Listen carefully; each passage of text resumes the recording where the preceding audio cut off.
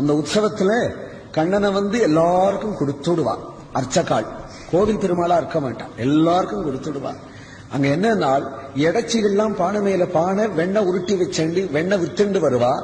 அப்ப யாரு வேணாலும் அந்த வெண்ணைய வாங்கி கண்ணன் மேல தானாவே அடிக்கலாம். கண்ணன் மேல அடிச்சுட்டே இருப்பா. அர்ச்சகாலாம் முகத்தை வழிச்சுட்டே இருப்பா, முகத்தை வழிச்சுட்டே இருப்பா. வெண்ணெய் எடுத்து எடுத்தும் ஆளாது. வெண்ணெய் இப்படியும் அடிச்சு அப்படியும் அடிச்சு, வெண்ணெய் இப்படியும் அடிச்சு அப்படியும் அடிச்சு, கோபாலா கோபாலான்னு பாடி கீழெல்லாம் வெண்ணையாக ஆகி அந்த லட்சக்கணக்கான ஜனங்கள் அதை முதிச்சுண்டு நடந்து நடந்து அங்கேருந்து 15 மைல்ல ஒரு ஊர் நெய்வாசல்னு, அந்த ஊர் வரையிலும் கால் தோஞ்ச நெய்யா இருக்குமா. பங்குனி மாசத்து வெயில் அந்த வெண்ணெய் உருகி நெய்யா இருக்கும். அப்ப எவ்வளவு அந்த மன்னார்குடி டவுன்ல எவ்வளவு வெண்ணெய் கீழே சிந்திருக்கணும் தான். அப்படி ஒரு சமிருத்தியா கண்ணன் வருவான் தவழ்ந்து விளையாடு.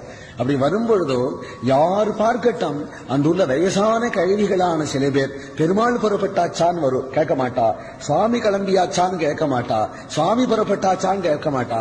கோபாலன் எங்க நிற்கிறான், கோபாலன் எங்க போறான், கோபாலன் எந்த நின்று இருக்கான் என்று அந்த பாட்டிகள்லாம் கையை கோத்துண்டு கோபாலனுக்கு சரியா ஓடுவான்.